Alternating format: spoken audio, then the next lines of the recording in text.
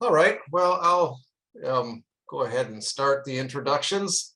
I'm Bill Cavanaugh. I'm the director of the Center for World Catholicism and Intercultural Theology at DePaul University.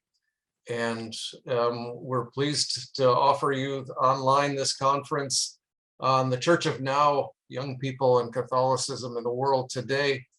We've had a very rich conversation over these last 3 days.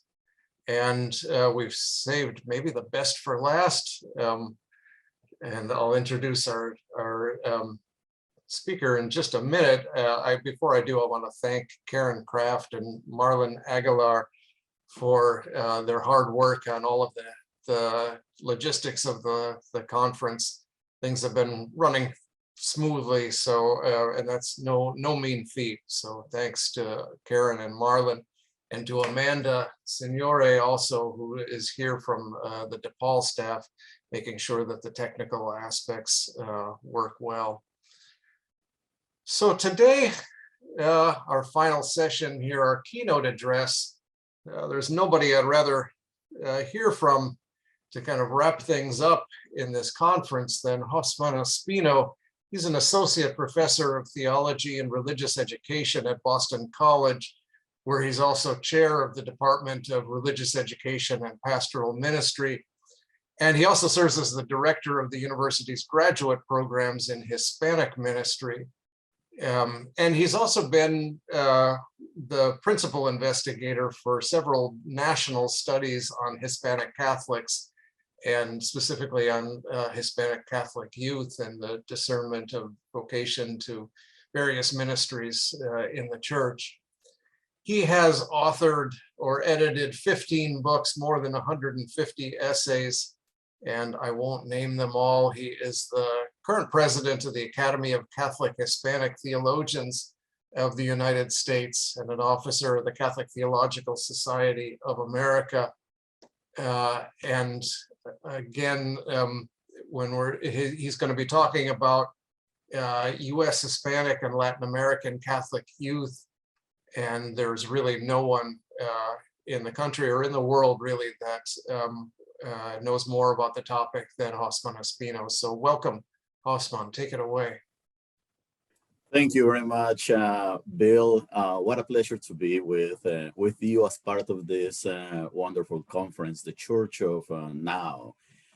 Thank you to all the friends at DePaul University, and to the participants and panelists, discussants during this conference. I've been following, the majority of the conversations, and they have been enriching, learning how do we engage, listen to young women and men from different parts of the world through the lens of our shared Catholic experience. So, bringing this conference to the end, I want to invite you to journey with me on a series of reflections. And I know that most of you have been listening to this and going through slides and listening to different perspectives. So I'm going to keep the number of slides in my presentation to a minimum. And I'm going to invite you, as a matter of fact, to engage with me in dialogue. So the title of this presentation, of this keynote, is the Reconstruction, of religious identity, fluid reconstruction of religious identity among U.S. Hispanic and Latin American Catholic youth across cultural and diasporic borders. Now, it's a mouthful, of a title, but in some ways it hints at the common or main topics that I want to address.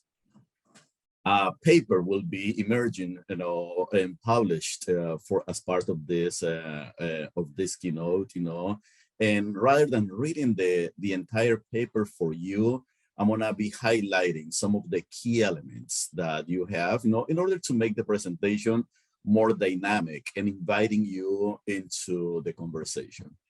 So I want to give you a sense of the topics or the structure of the essay, the keynote that I will be using today.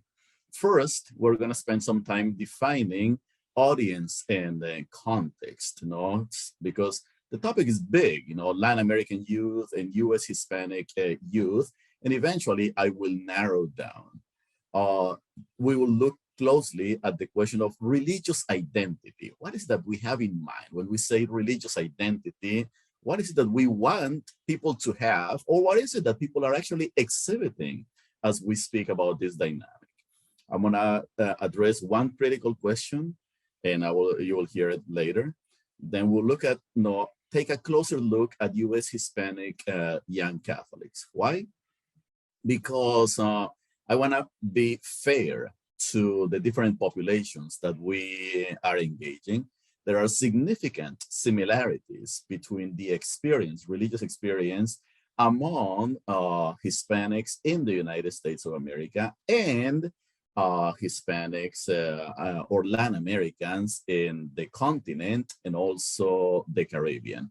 But I think that, those points and those similarities are better expressed when we look at the particularity of a specific group. And I am more familiar with the experience of the US Hispanic young population.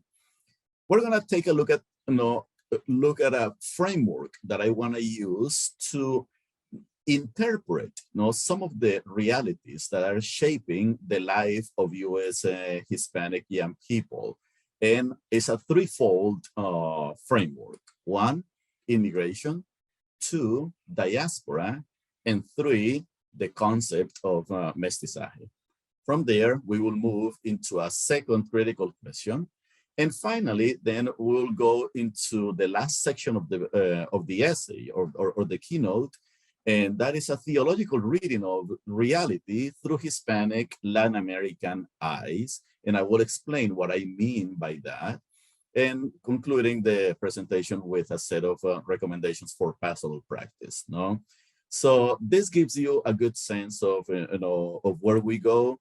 Each of these topics definitely warrant a book, an entire book if we want, but I will do my best to hold them together and keep you engaged in the dialogue. So the first thing that we need to do is we need to set ourselves in context, okay? And I want you to look at this map of Latin America and the Caribbean, and look at these 3 quick dynamics or the arrows: yesterday, today, and tomorrow. And also, we're going to be looking at the reality of the United States of America, looking at this map and, the image next to it, which is a nebula.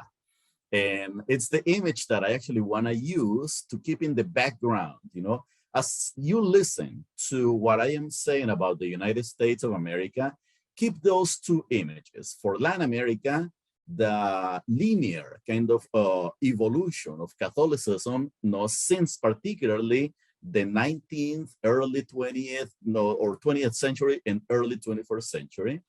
And then for the United States of America, thinking historically, particularly in the last 200 years plus, and then how Catholicism inserts itself in not much of a linear experience, but more of a nebulous kind of arrangement, or ecosystem of religious, values, cultural, linguistic dynamics that shape the lives of young people today. So with that in mind, then, let me begin with Latin America. The first thing that we need to say about Latin America is that if we were living in the 19th century, most likely we would say Latin America is or was a Catholic continent. Catholicism, everybody breathed Catholicism. As a matter of fact, towards if we were to go into the middle of the 20th century, 1950s, 1960s, right until that time, about 90% of all people in Latin America actually self-identify as Roman Catholic. That represented almost 5 centuries of Catholicism being grounded, being the foundation of life at every single level throughout the continent. So to be a young person in Latin America in the 19th and 20th centuries, at least until the middle of the 20th century, meant breathing this Catholicism that was in the air. Education was influenced by Catholicism. Politics was influenced by Catholicism. It was almost unthinkable to grow up as a young person and imagine yourself as something else but Catholic. So Catholicism influenced how you did sports, how you did the different dynamics in your life, how you were educated, how you would enter relationships, the idea of marriage and divorce, all shaped by Catholicism. As a matter of fact, Catholicism has been such a stronghold in Latin America that today, about 40% of all Catholics in the world live in Latin America. What does this have to do with young people? A lot, because the Latin American population is very young. When we look at Catholicism in Latin America, we are literally talking about Catholicism mainly as youth and young adult ministry. And we will say something similar about that in the United States of America. So it's a very young population. So, but something happened. A number of dynamics have been taking place in Latin America. And what happened is that between the 1960s and the early 2020s, the percentage of Catholics in Latin America dropped dramatically from 90% to about 55% today, okay? That's a major shift. That's a major dynamic, okay? So a continent that was steadily Catholic, has entered into a major process of decatholicization, if we wanted to use that particular category. What are some of the main reasons leading to this particular reality in Latin America? They're very similar to those in Europe, as a matter of fact, and similar to what is happening in the United States of America. There's one caveat, and the one caveat is that in Latin America, Protestantism has made major inroads, particularly in the last half a century. In several countries in Latin America, actually it was illegal to be Protestant or to establish an institution or a structure like, say, a school or maybe an educational setting or space that was not Roman Catholic, So, but in the second part of the 20th century, many of the nations from Latin America, as a matter of fact, introduced in their constitutions the idea of separation of church and state, I was born in Colombia, South America, and I still remember that prior to the 1990s, when the Constitution was revised, actually the Constitution said that Colombia had an official religion, and that was Catholicism. It was an official religion back then. Just like Colombia, there were other countries where that close relationship of Catholicism was ingrained in the political constitutional documents that gave life to the continent. So Protestantism has made significant inroads, as the constitutions and the culture mores are changing have been changing in recent decades, to the point that, for instance, countries like Guatemala, that began the 20th century as Roman Catholic or mostly majority Roman Catholic, today is less than 50% Roman Catholic, and the number continues to shrink. That is the same case of El Salvador. No, something similar. About half of the population in El Salvador self-identifies today as Roman Catholic. And there are other countries, you know, in which the move away from Catholicism is shifting. At the same time, no, as Protestantism, particularly in its evangelical expressions, no, as a matter of fact, the word that is used in Latin America to refer to most Protestants, no, is evangelicos, whether they are evangelical, Pentecostal, whether they are Lutheran, and so on. They kind of come under this particular background, okay, or this particular category.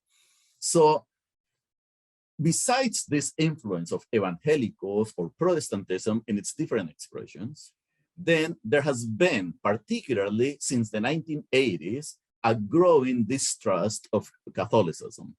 And that has been exacerbated in the last couple of decades, particularly because of the scandals associated with sexual abuse of children by clergy and how they were handled, you know. These days, one of the key countries where one can see a major illustration of the impact of this scandal is Chile. As a matter of fact, Chile in the early 2000s self-identified as about 70% Roman Catholic. Today, that number dropped to about 30-35%. Now, people that remain Catholic, you know, people that remain Catholic, these are the strongholds of Catholicism in the country, yet many others are searching what to do next. They remain Catholic. Most of them were actually baptized Roman Catholic. And now the question is, how are they going to raise their children?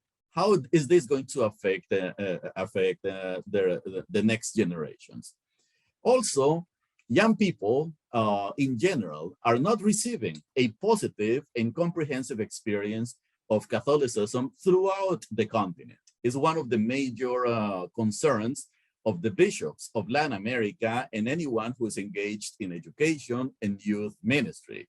So now the church does not have control over the education or the messaging that young people receive in the continent.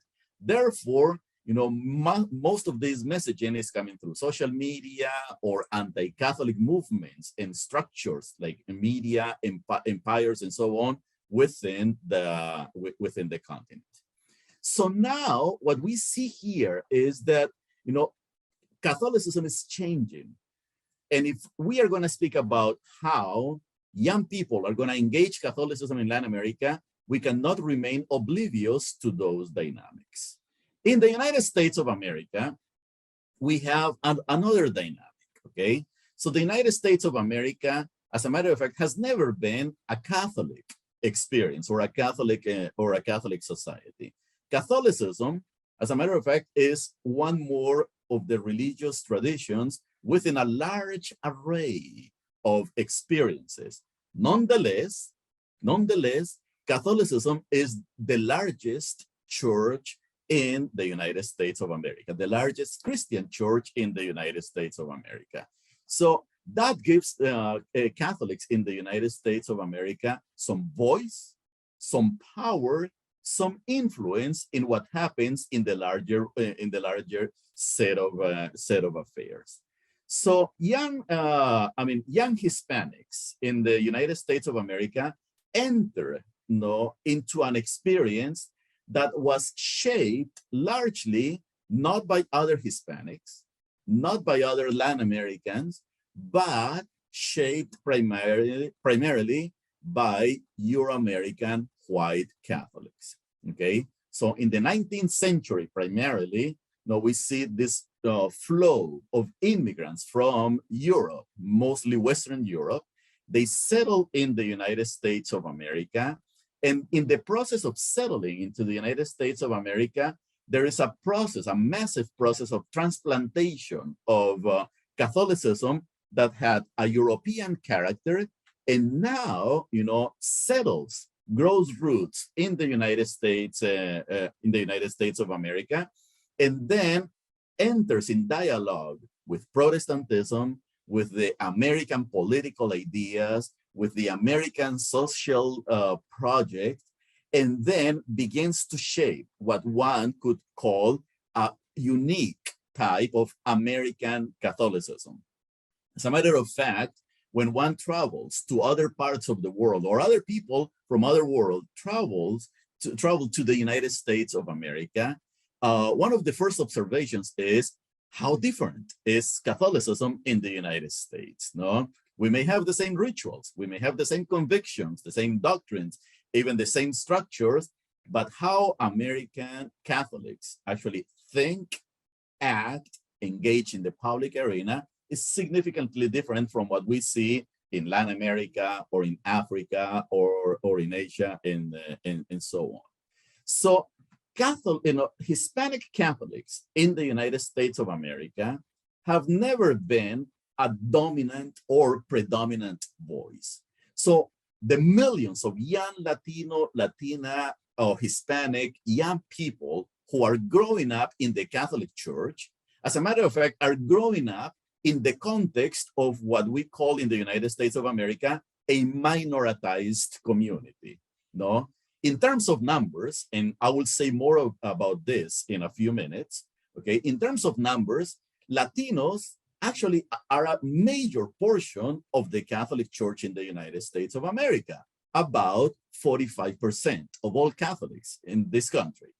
Yet, in terms of voice, influence, power, and predominance, that's not the case. So that de facto presents a framework that shapes how young Latinos, Latinas actually are engaging Catholicism, not from a position of power, not from a position of predominance, but from a position of being a minoritized community in the United States, therefore struggling to rise across the different structures of church, and also finding its way into what it means to be Roman Catholic in this country.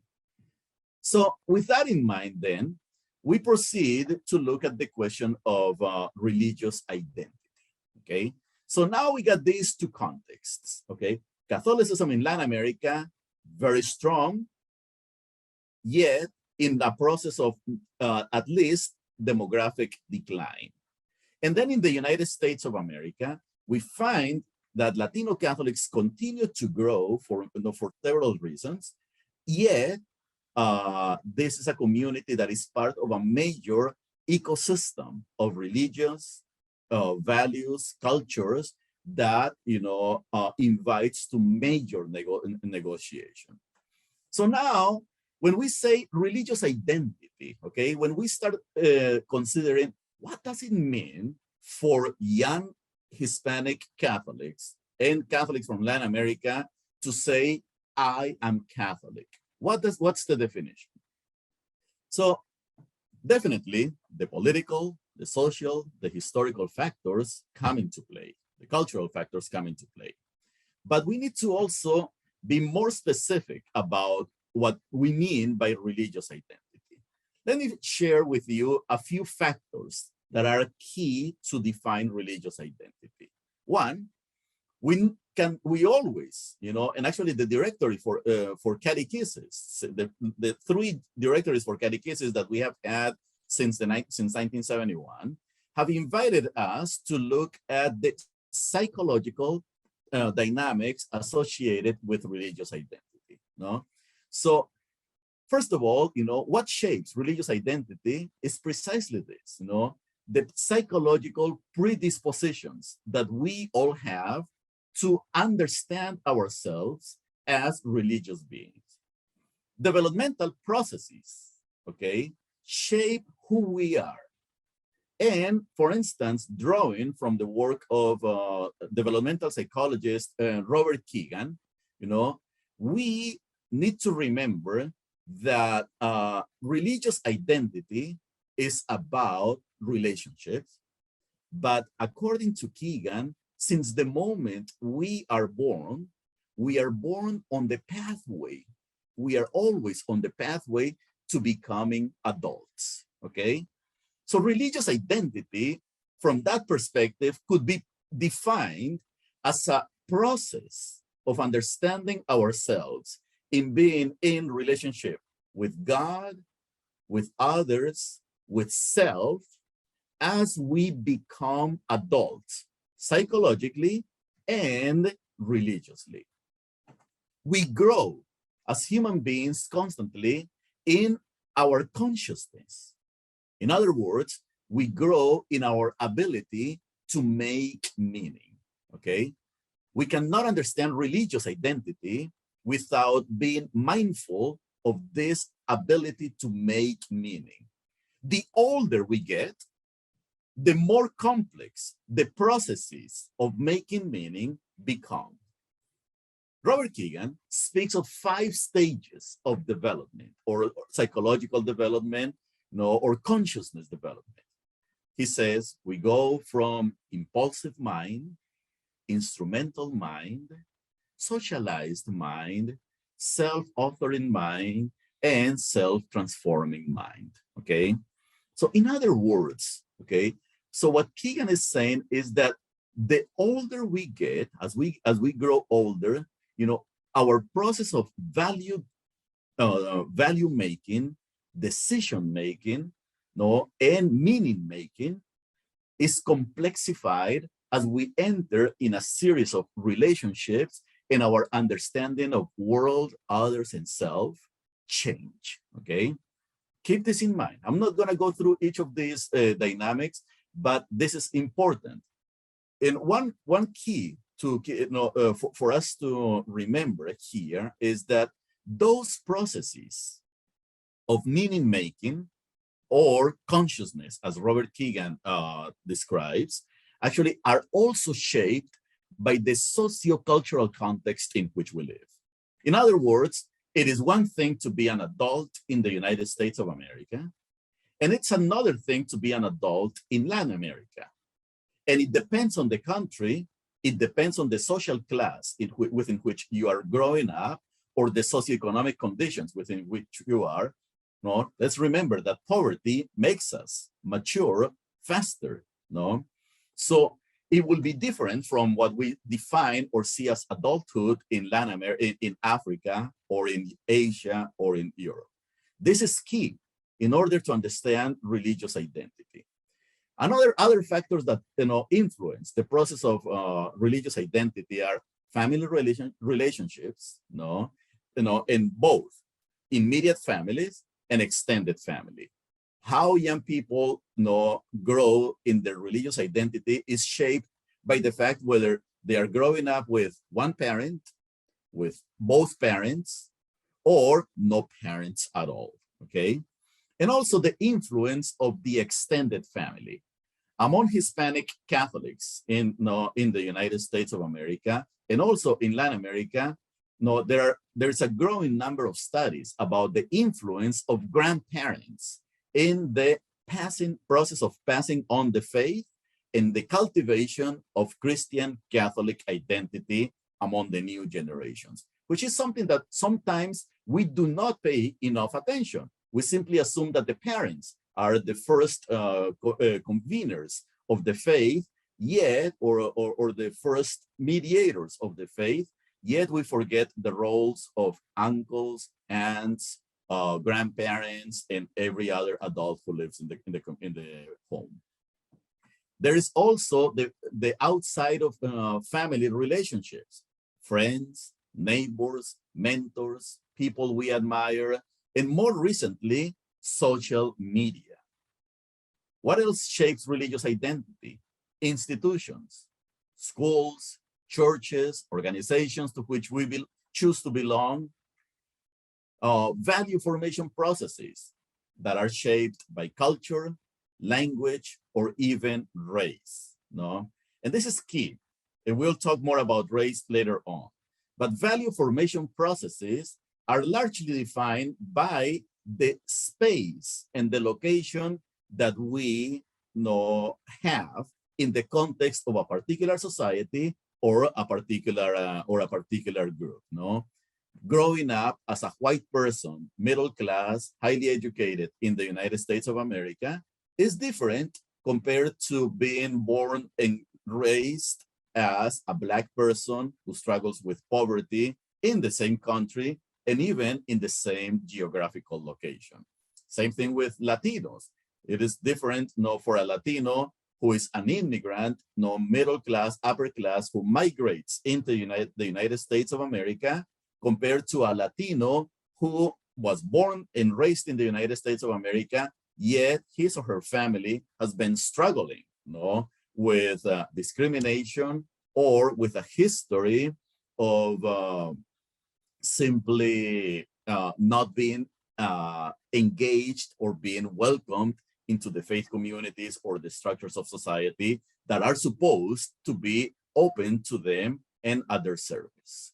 And finally, one of the aspects that is key, at least in the theory of religious education, about forming religious identity is the question of choice and freedom.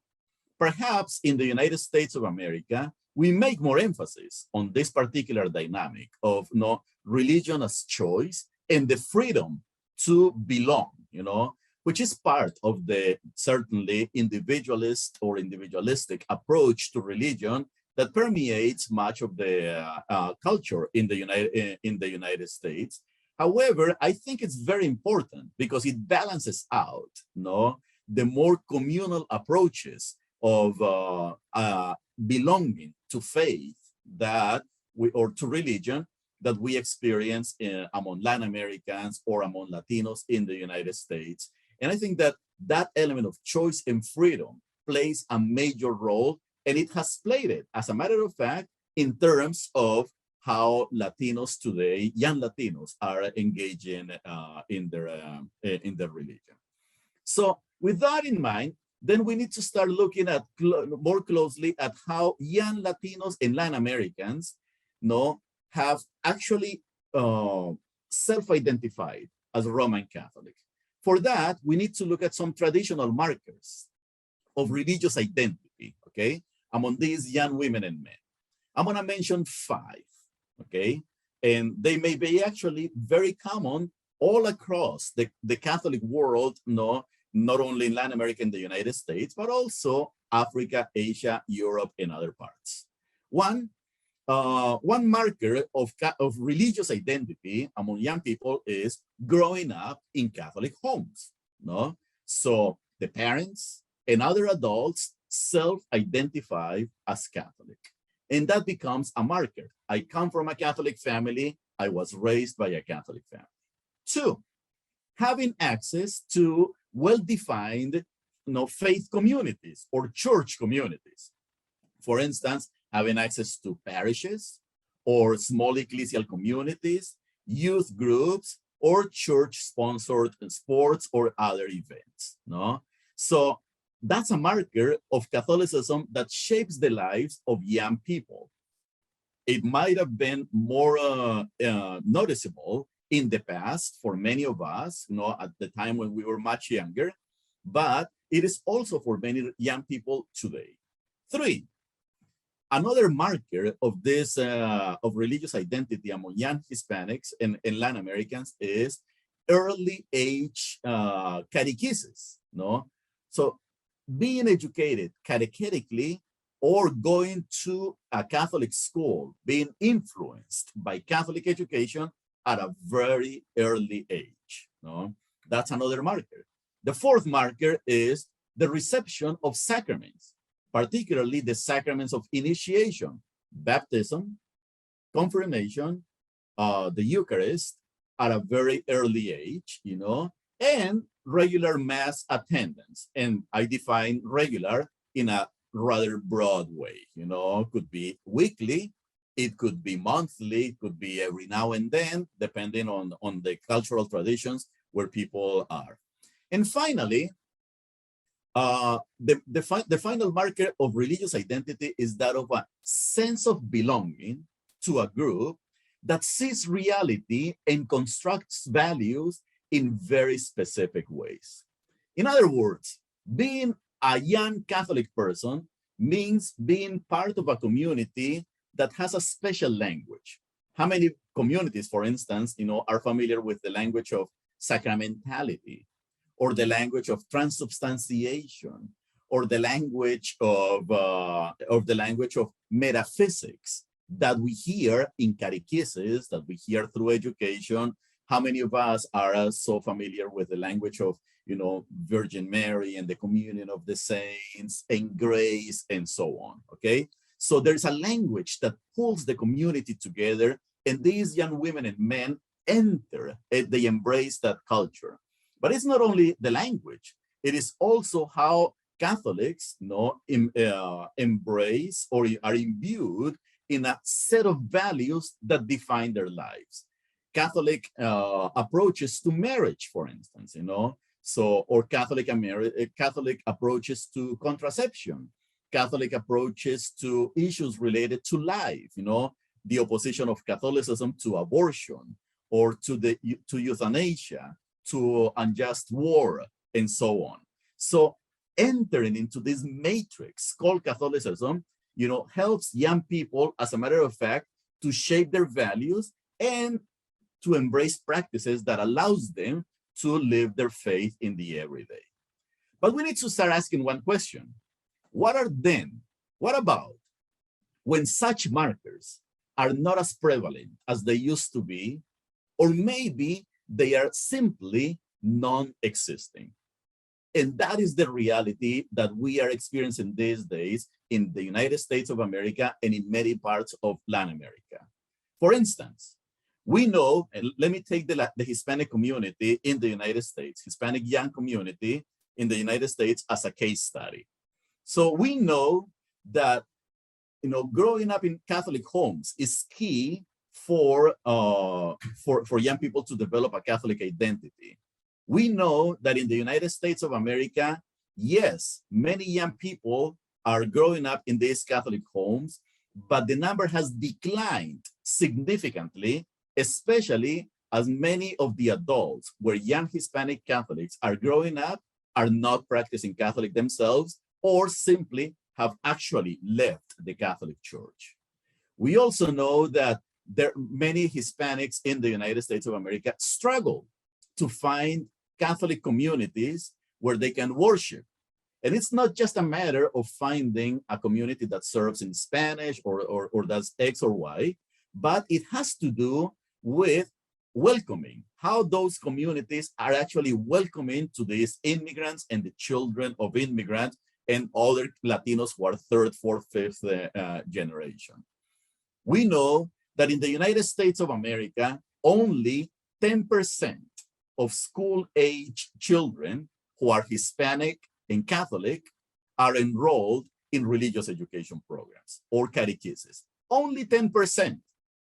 So that means that we got this big 90% of Latinos who are not being catechized, at least formally.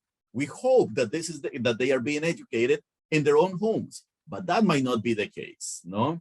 And the reception of the sacraments and regular mass attendance, we know that in the United States of America, both young and adult Hispanic Catholics, do not attend Mass regularly or don't attend Mass on a regular basis. About 20% or less of Hispanics go to Mass regularly. And finally, many young Hispanics see themselves not feeling or not being welcomed in the regular structures of church, like parishes and schools and others, okay? So when those categories of belonging, those markers of Catholic belonging are not there, so what happens is that we need to start paying attention to new markers or emerging markers of religious identity that will define how we engage young Hispanic and Latin American women and men who are also Roman Catholic. I want to highlight 4 of those emerging markers because they will determine the type of catechesis, the type of engagement, the type of youth ministry that most likely we will need to see into the future. First one, the first marker of religious identity is an engagement a positive engagement of the secular. And I'm using the word or the category secular as French-Canadian philosopher Charles Taylor uses it, okay? The secular, not as opposed to the sacred, but the secular as the realm within which we all live, yet not necessarily defined by religious grammars or religious values, okay? So the secular, in many contexts, translates into humanism that is not necessarily, again, religiously interpreted or crafted, no, yet provides a framework of meaning that, although is not necessarily, is not antagonistic towards religion, it provides, okay, it provides a sense of spirituality, no, expands our sense of spirituality. And that leads me to the second emerging marker.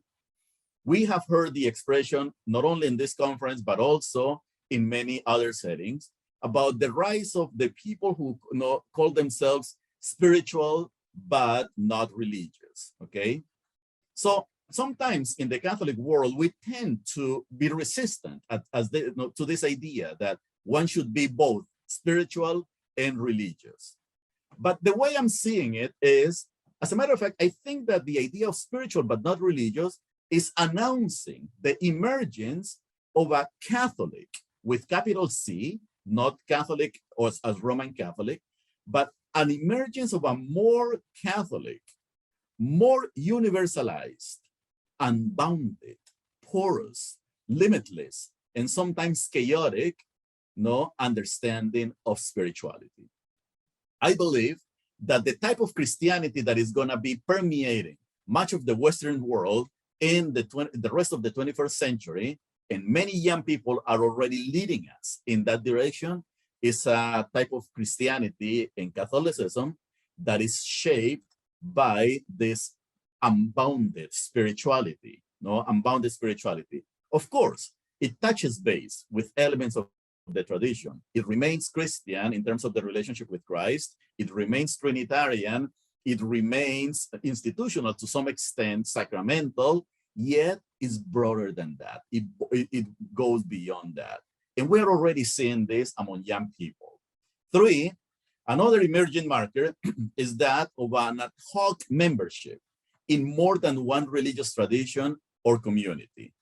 And that makes us uncomfortable for those of us who are more in the, who are used to the traditional understanding of Christianity, So it makes us more inviting into the idea that temporary belonging, is something that we need to explore, and that we can imagine someone being Catholic and yet, engaging in dialogue with other Christian traditions, with other Christian religions, but not only engaging in dialogue, but dwelling in those traditions, although temporarily, yet meaningfully.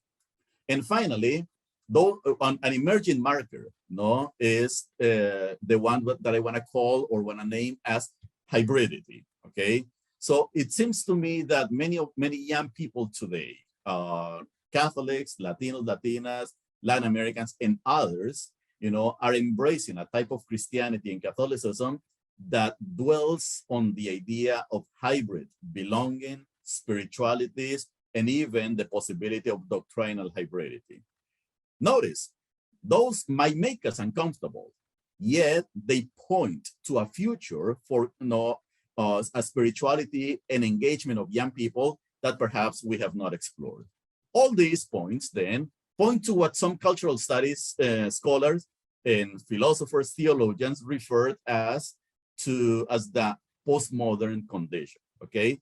And I think that maybe we need to start developing this idea. So we have one question that we need to ask ourselves, and I'm gonna go back to right here, our PowerPoint presentation. And that question is this, okay? So, are young Latin American and US Hispanic Catholic youth Catholic? Okay, that's the one question that we need to ask, okay, in the midst of this transition. So how do we answer this question? I think, that the answer is yes and no, okay? Yes and no if Catholic is defined largely as being in relationship with the institutional Roman Catholic Church.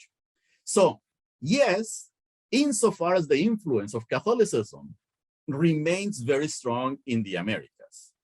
Granted, for millions of Latin Americans, it is a form of cultural Catholicism that may be considered weak, yet still Catholicism. Yes, the answer to the question could be yes, because young Catholics still draw from the Christian Catholic tradition and its core elements, the scriptures, the sacraments, symbols, and rituals.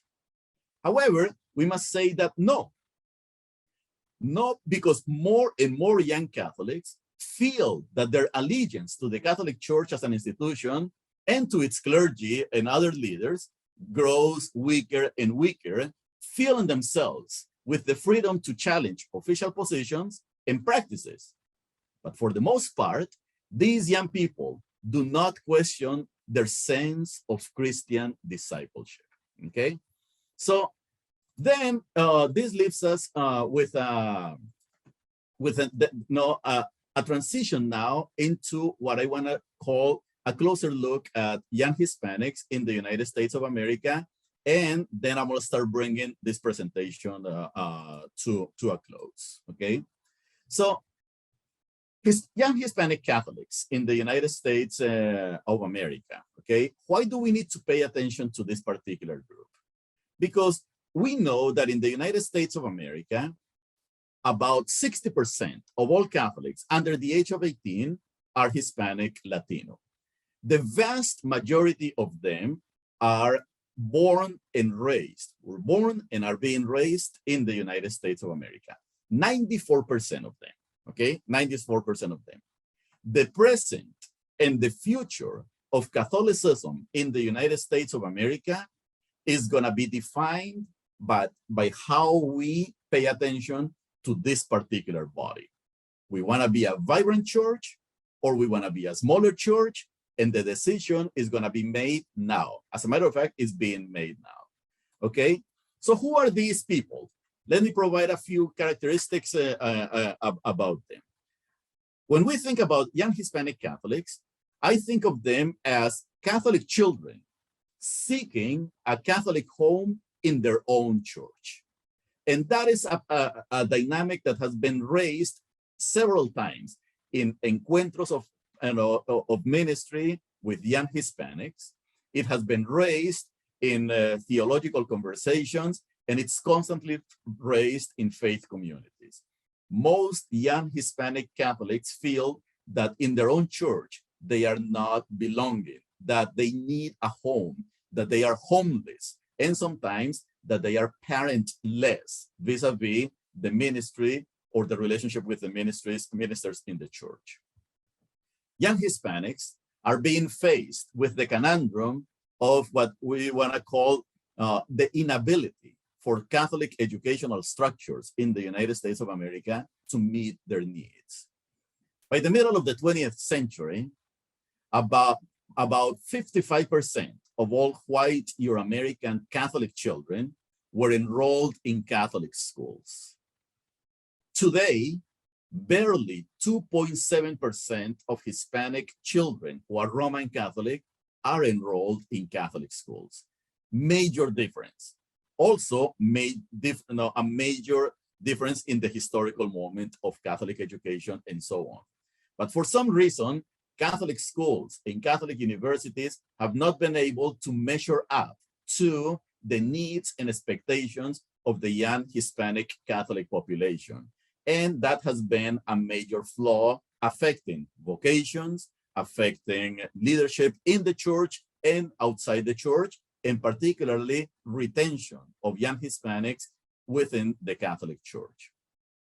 Young Hispanics are constantly negotiating citizenship and racial belonging in the United States of America, okay? So let me say something quickly. for those of you who might not be in the United States of America, the conversation about race, ethnic belonging may not be as prominent as it is in this country, particularly a la United States of America, in terms of its dialogue. So the first thing that we need to say is that many young Hispanics grow up in the United States of America wrestling with the construct, the social and cultural construct called whiteness, which is usually associated to people of Euro-American descent, with a skin color that is largely white, and that tend to be better off financially, tend to be better off also educationally, Not all the time. It's a complex dynamic, but it's associated with privileges, social privileges, political privileges, and economic privileges. So Hispanic millennials in particular, are young women and men who by and large do not see themselves with the interest or desire to become white. And this has been proven by several researchers, and in particular, I want to highlight the work of sociologist Nilda Flores Gonzalez, who has done a major service in her analysis of Latino millennials or Hispanic millennials, not a desire of becoming white.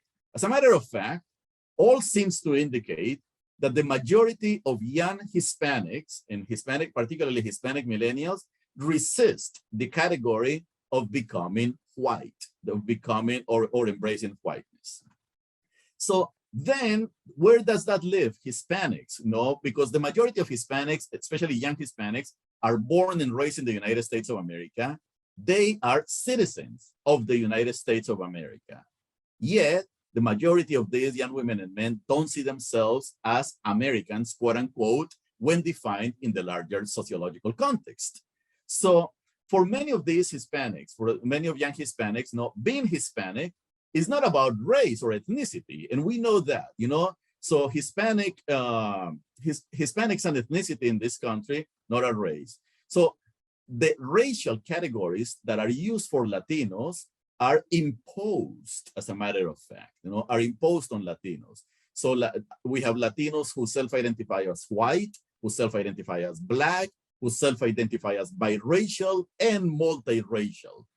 So some Hispanic young people tend to see themselves as part of an ethno-race, a race that incorporates key elements from other racial dynamics.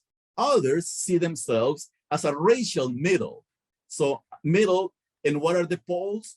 Usually being defined by whiteness and Blackness in the United States of America, and Latinos find themselves, young Latinos find themselves in the middle. But many of these Latinos, as they wrestle with whiteness in the United States of America, they see simply themselves as Americans, but not Americans as defined by the traditional white Euro-American establishment, but Americans in their own ways. Is it possible that they are pointing to a post-racial future? That's one of the dreams of this society, and perhaps Latinos are beginning to wrestle with this idea. So at the same time, these young women and men are members of a wounded church, okay? Members of a wounded church, a church that is still feeling the effects of the scandal associated with sexual abuse of children by clergy and the appalling cover-up by institutional authorities of this unfortunate dynamic.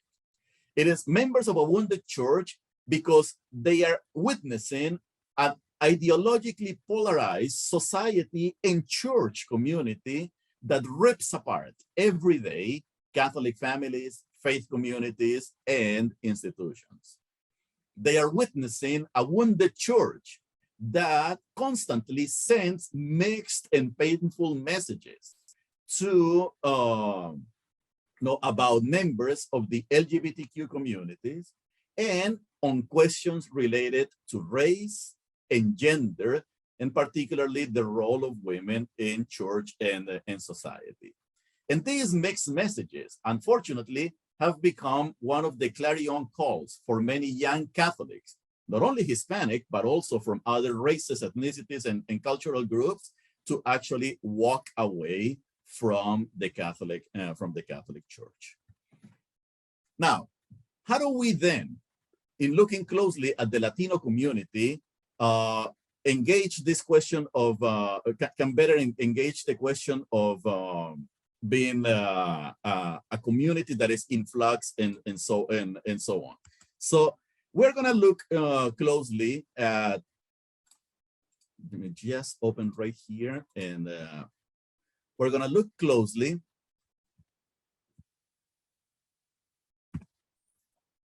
at three dynamics, immigration, diaspora, and mestizaje, okay?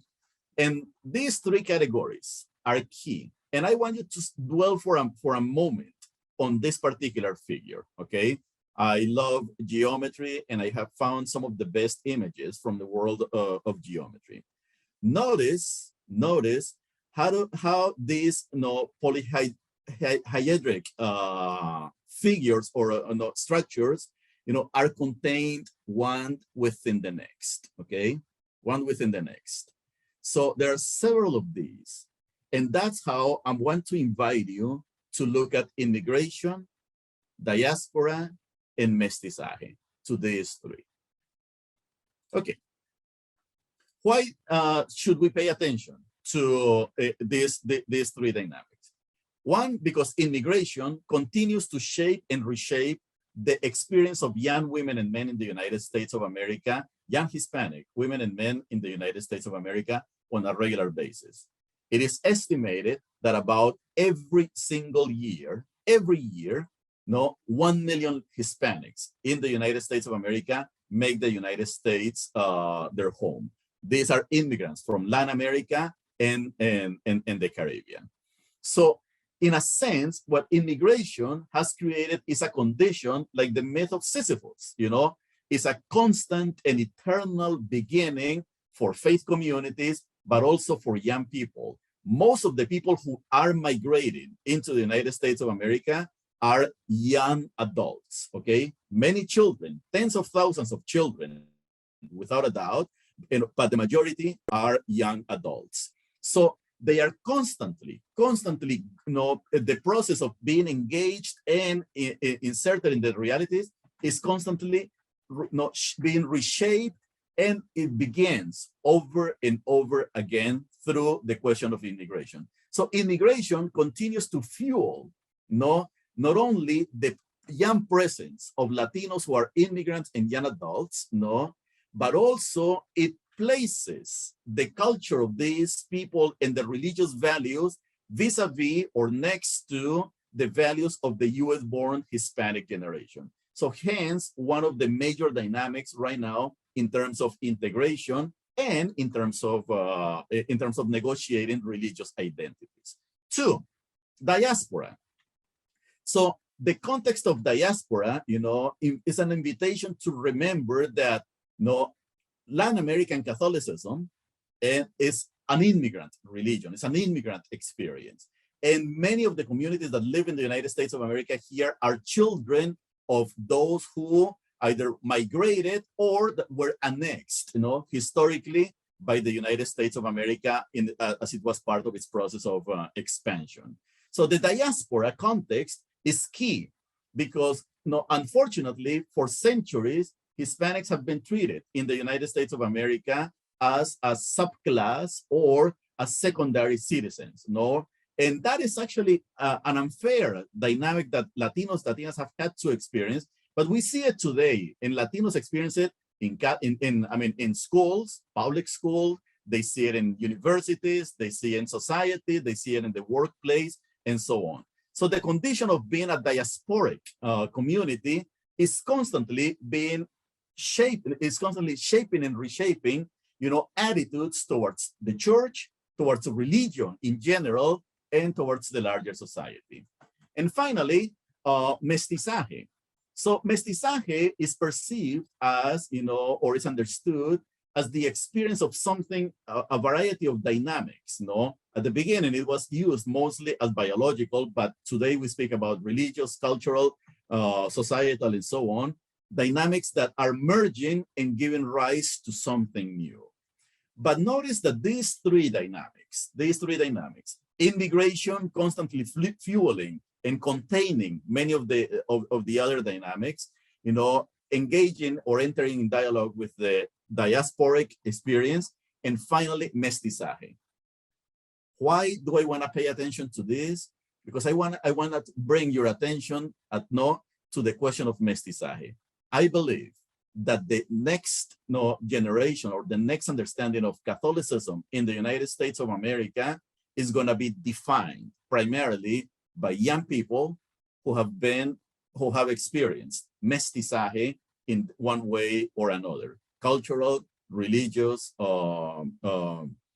ethnic, racial, and so on. Is the Catholic Church then positioned to engage and retain U.S. Hispanic young Catholic and remain relevant to this population? So I believe that the answer to this question is threefold. Structurally, it is well positioned. 2, we have a rather clueless leadership in terms of how to engage this community. And 3, there is an overall unwillingness to seriously engage young Hispanics as the future of U.S. Catholicism. So the answer is mixed.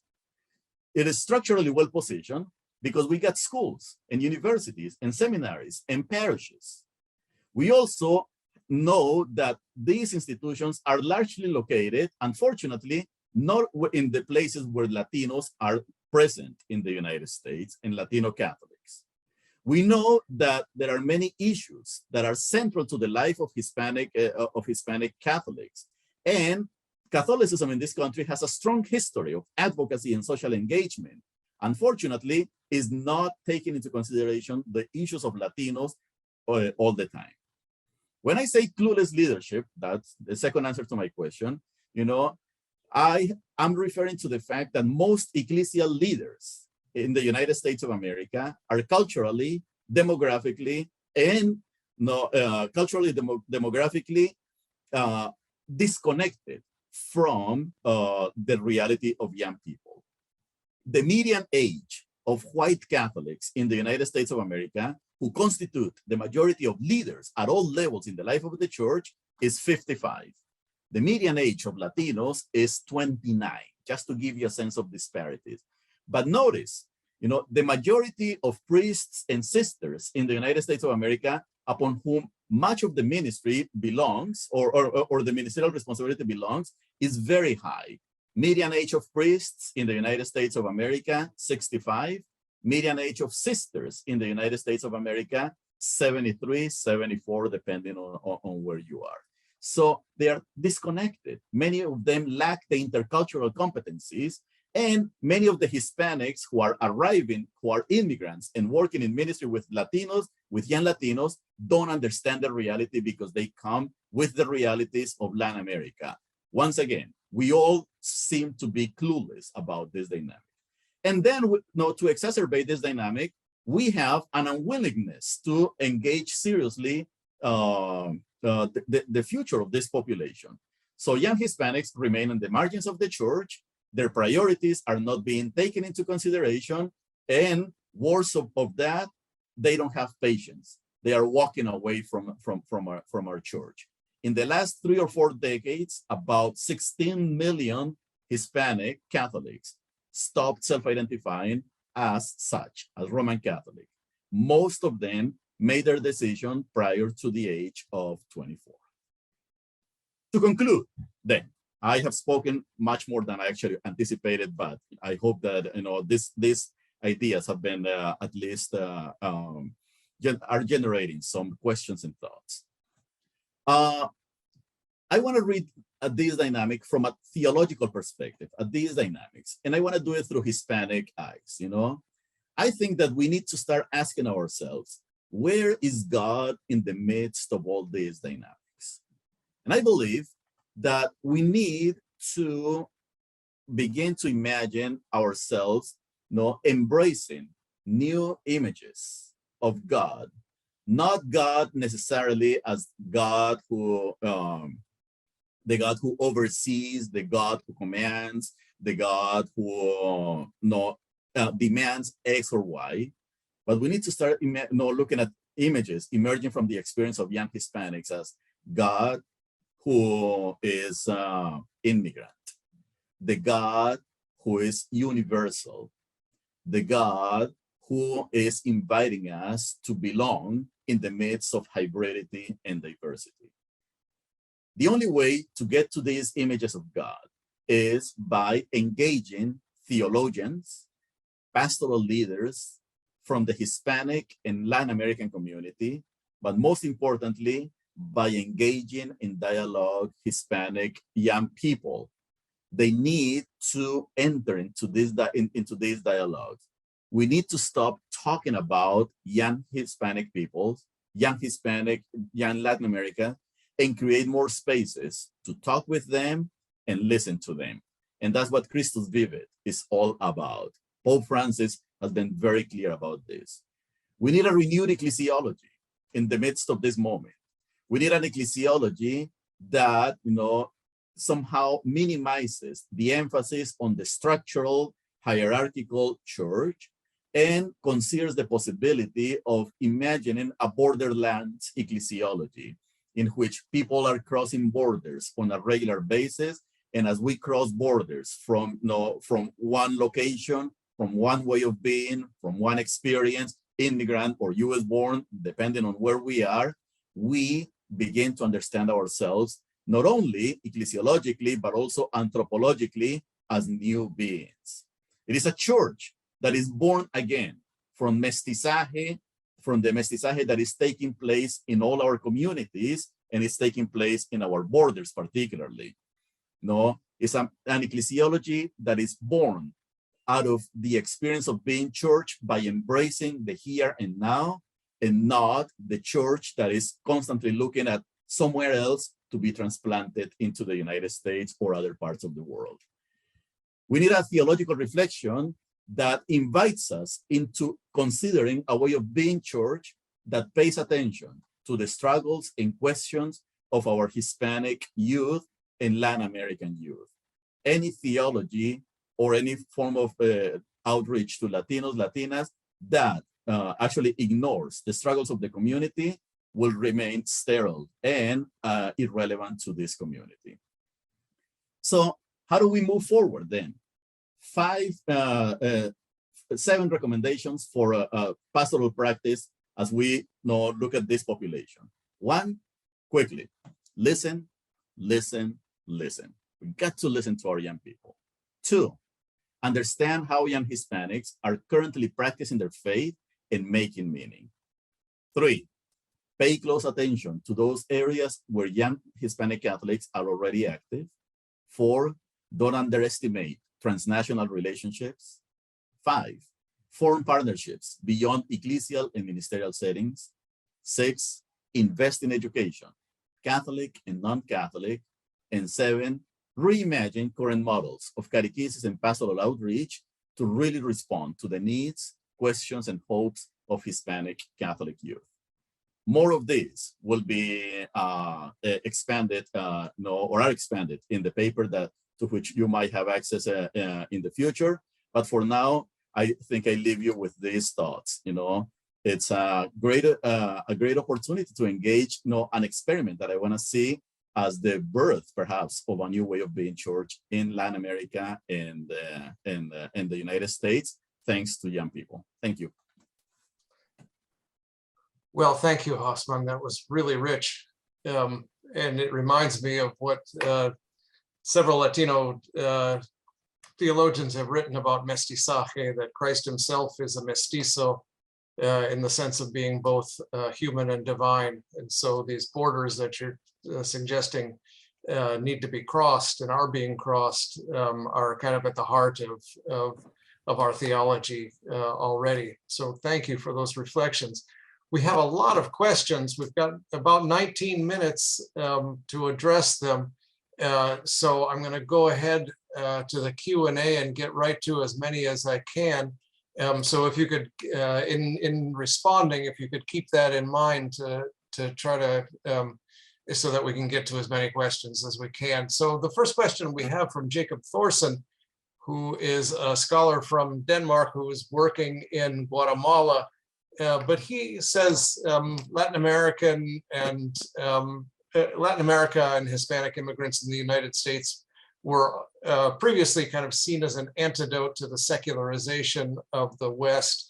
So you've got growth of Protestantism, but that doesn't really change this kind of high level of church attendance and faith and so on. But now we're seeing this different development where a lot of young middle class Latin Americans and Hispanics in the US turn their back on both Catholicism and Protestantism, especially due to questions concerning abortion, same-sex unions, sexual morality, and so on.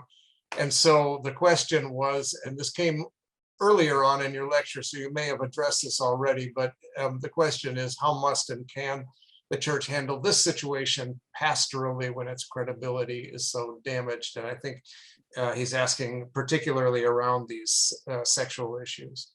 Yeah, I mean, I think that it's a complex question, but I think that one of the keys is imagining voices with credibility, and sometimes those voices of credibility are not going to come from within the clergy, within the ranks of the clergy. No, I mean, we want to see inspiring bishops and priests. No, we want to see more inspiring vowed religious and so on. But I think that just like in the public arena, you know, some of the most credible voices are not coming from the realm of politics. They're coming from activists, you know, young activists, young women and men who are embracing and movements, you know. So my sense is that for the Catholic Church, you know, we need to rely more on movements, you know, especially lay movements, and those people who are, you know, who are going to be embracing ways of life. The damage has been done. It's going to take generations. It's going to take generations for Catholicism to recover from what has happened because of the abuse and the neglect, you know, scandals that we have had, you know. But my hope is on the laity these days, you know. I'm not giving up on bishops. I'm not giving up on the clergy, but I think that it's going to be through the lay movements, you know, and just being mindful. Lay movements should also be attentive that clericalism is a possibility among the laity as well. Mm. Thanks. So we have just a bibliographic question from Sheila Marie. Can you please send a reference to the information about value process formation, the name of the author in the article? Do you know that off the top of your head? Yeah, there's I was talking about Robert Keegan, and I mean, is there a way for me to send that some bibliography later on, and then you can email it to those participating? Sure. Yeah, we can do that. So I don't get distracted right now and typing. So okay, but the name of the author again? Robert Keegan. He's a developmental psychologist, retired from Harvard University. Mm-hmm. Okay, great.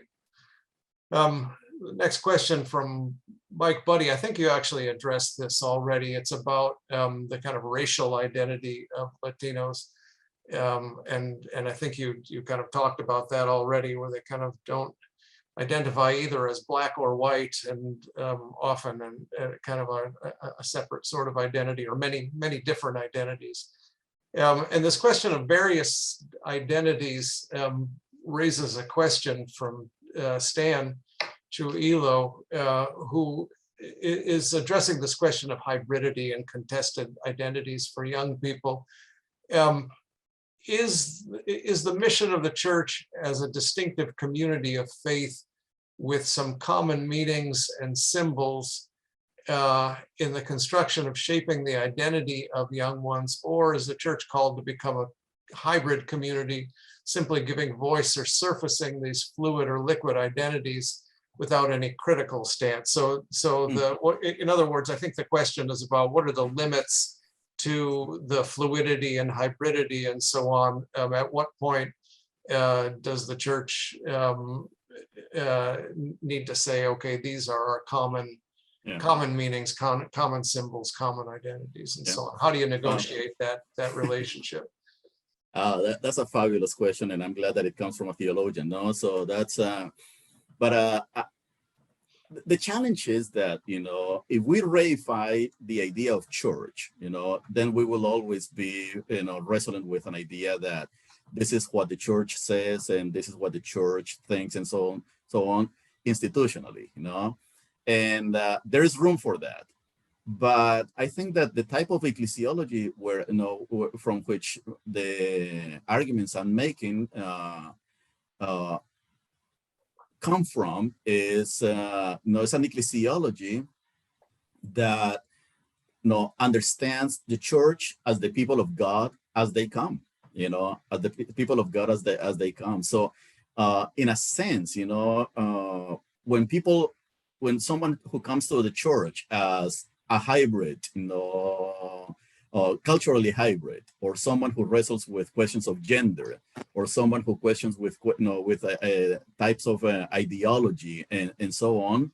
So by the fact that this person belongs to the church and enters the church, they are already, they made their questions and their realities a business of the church, So I think that, the church needs to be a third space in society. It's like being a third space rather than being part of a polarity, this is the church, this is the world. I think that cosmology was challenged by Vatican II in many ways, So I think that it's more of the church becoming a space in the church, in society, or faith communities in society where they just, where people can address these dynamics without being excluded, and that's perhaps my biggest point here, How do we ensure that when you have these questions, even if they short circuit, with the tradition or with the positions of the hierarchy or with certain doctrines, that there's still room for all these people, especially young people, to say, you can be part of this community.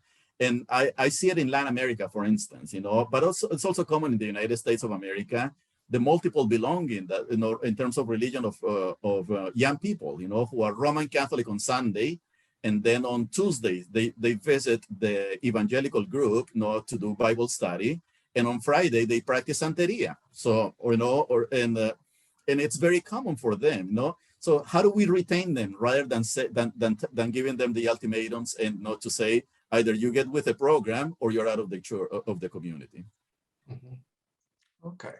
Thank you. So Mike Buddy has another question referring to the work of sociologist Christian Smith. And he talks about the white Euro-American Catholic Church as the least effective community in the United States when it comes to passing on Catholic identity to subsequent generations. And Mike is just asking about the relationship between that and Latino Catholic communities. Do you see Latino Catholic communities continuing to be somewhat more effective than their white co-religionists? Or do you think that the two communities are converging or getting just as bad as each other? Thank you. No, thank you. Thank you for that question and for bringing Christian Smith's work, which I admire very much, And at the same time, Christian Smith is very critical of our own institution, and he does it in a way, with data, he's done the homework, and I think that's a scholarship that we need to keep in mind.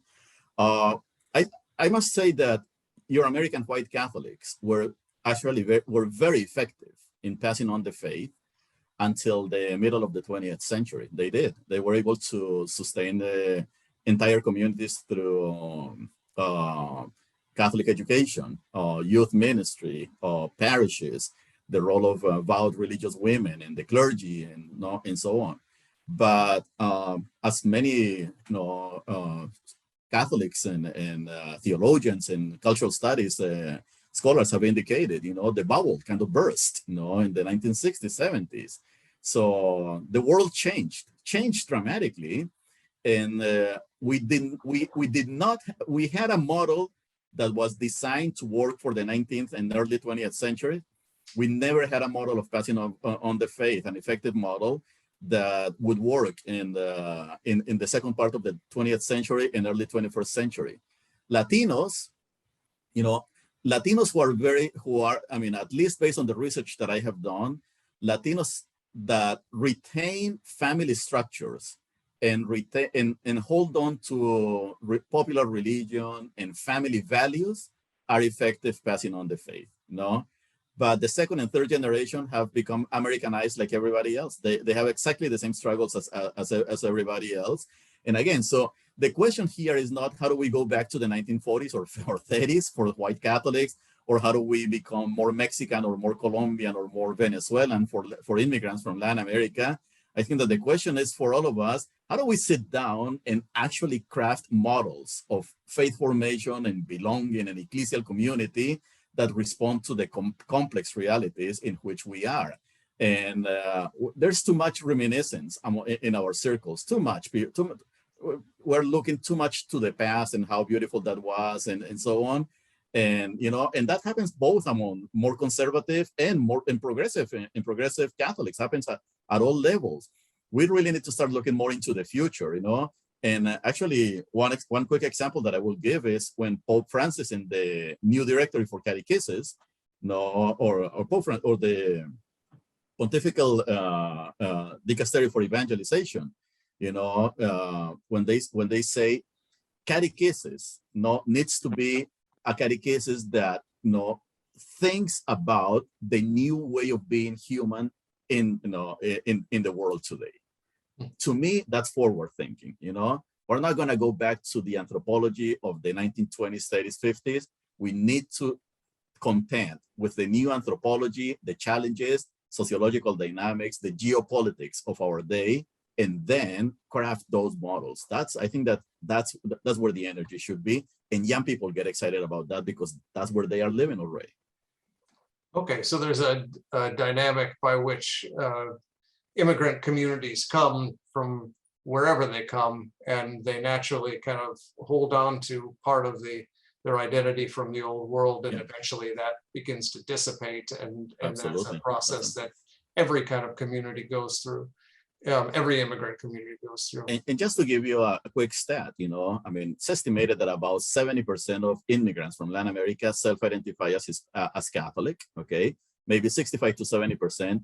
The second generation, the number drops to 40%. The third generation, the number drops to 25%. You see? Wow. That's in 3 generations. It's almost Catholicism, faces out of the picture. Yeah, that's interesting. So there's a question we just have about 5 minutes left. A question from Jody Michalachki. What connections would you see between the mestizaje future of US Catholicism and the spiritual hybridity you identify as an emerging marker of US Catholic identity? Well, I think that mestizaje is a reality, so it's not something that we look for. It's happening. It's already happening. It's happening racially. It's happening culturally, linguistically, religiously. It's happening at the political level.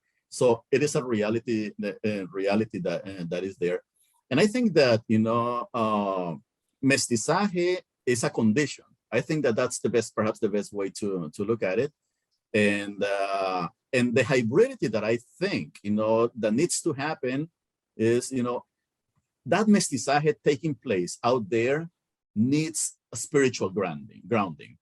My sense is that people are already naming, that spiritual grounding, but they are naming it without the church, without the institutions, without the tradition, without the community of believers, So in a sense, we're performing an exercise of catching up, to where young people are and where this hybridity is taking place.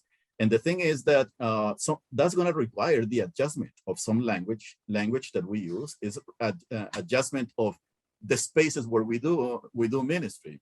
The United States of America still has not overcome the desire for centralization. We want people to come to the churches. We want people to come to the rectories. We want people to come to the diocesan offices. But we need a church en salida, as Pope Francis has been saying. We need to go to the peripheries and engage people where they are. Okay, thanks. Well, I think we probably got time for one more question here, and this is from Father Charles from Uganda. He says, thank you. Your presentation is so eye-opening. I know your presentation is about Hispanics in America. However, do you have some idea how other ethnicities like Black young people are embracing or are embraced by the Catholic Church in America? Yeah, that's it. I mean, a lot of what I said about Hispanics in the United States of America applies almost verbatim to Asians and Black people. You know, the one group that remains a little bit in limbo these days is white young Catholics. You know, it's the group that is it's being forced to negotiate. You know, do we want to be part of a church that is mostly white, or do we want to be part of a church that is largely multilingual, multicultural, multi-ethnic, multiracial, and so on? You know, so but my sense is that all groups, all these cultural groups, when it comes to attitudes towards the church, they seem, attitudes towards the commitments of the church and so on, they feel, most of them feel disenfranchised in many ways, but they still remain Catholic. They want to be Catholic, but there's a lot of people walking away. And I think that we got two main dynamics. On the one hand, we got a hierarchy, we got a group of theologians and educators who tend to be much older, whiter, more perhaps middle upper class. And then we got a very dynamic body of people here, very young, diverse, and so on. The gap is what's literally becoming the biggest obstacle right here. If we don't close that gap, we're gonna lose this group here. But the closing of the gap is not going to be on the part of this group. I frankly don't expect much from the hierarchy to come in and learn 2 or 3 languages at the age of 65. I want people here to start taking steps. What these people need to do is since they are the gatekeepers, they need to open the gates. Let the young people lead, for goodness sake. Can you, okay, I said it was the last question, but I'm going to sneak one more in. Can you just give us one example of somebody that's doing this right? A positive example of an effective and healthy Hispanic youth ministry in the US? Well, you can look at some organizations like the Instituto Fe y Vida, which is, its headquarters are in Stockton, California, but it physically is located in Illinois. They are doing an excellent job in terms of thinking about these matters. I'm also thinking of the Southeast Pastoral Institute in Miami. They are doing excellent work, and they're empowering people. The Mexican American Catholic College has excellent models of this. There are parishes that are doing this work. Latino leaders developed a model of Pastoral Juvenil Hispana, which actually is taking, energy in different parts of the country. So it's being done. Fe y Vida, Southeast Pastoral Institute, Mexican American Catholic College are 3 centers where you can see that being fostered. That's great. If you could include at least a footnote about those in your published version of this talk, that would be really helpful. It's nice to end on a little hopeful note. Thank you so much, Hosffman. Before I ask everybody to join me in thanking you, I just want to remind everybody that we'll take a 15-minute break. And if anybody is interested in carrying on the conversation, we have a breakout chat, and there's a separate Zoom link for that. This is the part where, in a normal conference under normal conditions, we would all retire to the next room and have a drink and a snack, and we'd all continue on the conversation. So that's the breakout chat is an attempt to replicate that. So that's 1:45 if anybody is interested. But let me just again thank you. I have a whole list of questions of my own that I have not been able to get to because there's so much richness to what you presented us with that I would really love to continue the conversation, but perhaps another day. Thank you so much, Hosffman. Very interesting, very inspiring, very informative. So please, everybody who has joined us here from around the world, Thank you for attending as well, and please join me in thanking Hosffman Ospino. Great. Thanks, Hosffman. Very That was good. terrific.